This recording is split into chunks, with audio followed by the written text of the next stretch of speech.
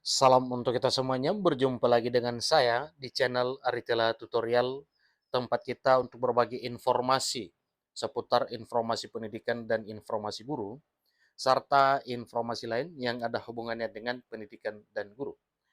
Pada pertemuan kali ini, saya menyapa seluruh Bapak Ibu honorer setanah air yang selalu setia melaksanakan tugas tanpa mengenal lelah. Saya yakin bahwa Bapak Ibu honorer selalu dalam keadaan sehat walafiat.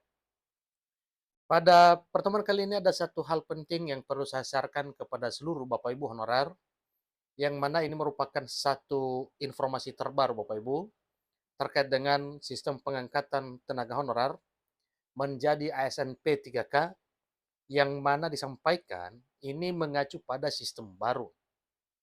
Nah, kemungkinan karena ini sistem baru, ya perlu kita ketahui Bapak Ibu ya, kira-kira bagaimana sistem dan mekanisme pengangkatan honorer ini menjadi ASN P3K dengan penerapan sistem baru oleh pemerintah.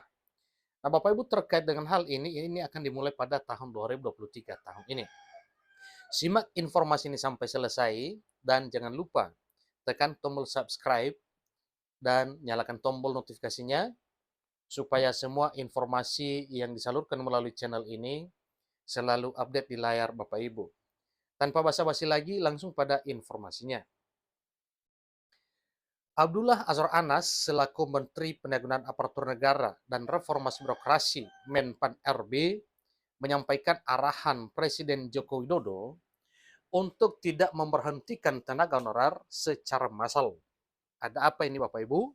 Karena memang pada dasarnya pemerintah, sebagaimana yang telah disampaikan oleh Menpan RB atas arahan Presiden Joko Widodo, honorer akan diselamatkan, tidak akan kena PHK dan tidak akan ada pemecatan.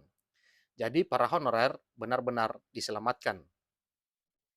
Pegawai pemerintah dengan perjanjian kerja atau pegawai P3K merupakan salah satu jenis kepegawaian di pemerintahan selain dari pegawai negeri sipil. Tapi ingat satu hal, bahwa PNS maupun P3K satu payung adalah aparatur sipil negara. Sementara itu, pada tahun seleksi calon aparatur sipil negara tahun 2023, tenaga honorer difokuskan pada rekrutmen pegawai pemerintah dengan perjanjian kerja atau P3K.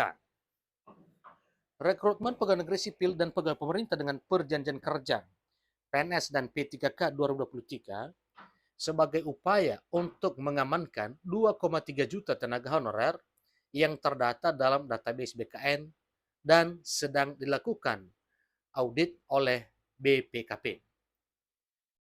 Atas ketentuan tersebut, diharapkan tidak akan ada lagi perekrutan tenaga honorer, terutama bulan November sesuai dengan amanat perundang-undangan. Presiden Jokowi mengarahkan pengangkatan tenaga honorer yang jumlahnya 2,3 juta, ini diarahkan pengangkatannya menjadi pegawai pemerintah dengan perjanjian kerja atau P3K dengan 3 prinsip. Salah satunya adalah dengan skema baru. Prinsip pertama adalah dengan tidak adanya PHK secara massal pada tahun 2023. Meskipun terdapat ketentuan di bulan November tidak ada lagi tenaga honorer di pemerintahan, namun Presiden Jokowi memberi arahan untuk mengamankan 2,3 juta tenaga honorer yang ada. Prinsip kedua yaitu dengan tidak adanya pengurangan pendapatan terhadap gaji tenaga honorer yang sebelumnya telah diterima. Maka menurutnya harus terdapat skema yang tepat dan juga skema yang adil.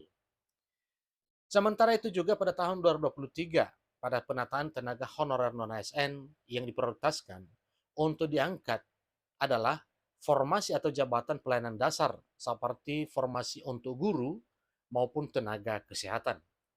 Karena guru dan tenaga kesehatan ini adalah merupakan garda terdepan yang benar-benar memperjuangkan dan mempertahankan nasib bangsa ini.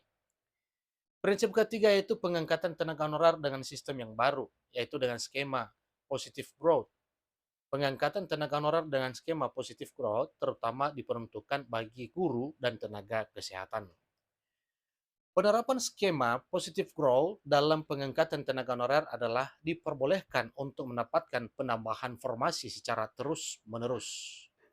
Jadi skema positive growth cocok digunakan karena pada tahun 2023 hingga 2030, kebutuhan aparatur sipil negara atau ASN akan mengutamakan rekrutmen untuk guru dan tenaga kesehatan. Nah, ada apa ini Bapak Ibu? Karena memang pada dasarnya semua instansi yang ada, jumlah tenaga yang ada itu adalah tenaga guru dan tenaga kesehatan sesuai dengan fungsi dan tanggung jawabnya. Jadi suatu hal yang wajar kalau disampaikan bahwa guru dan tenaga kesehatan itu adalah merupakan prioritas utama dalam hal rekrutmen aparatur sipil negara. Dengan catatan bukan berarti meniadakan honorer yang lain untuk diangkat.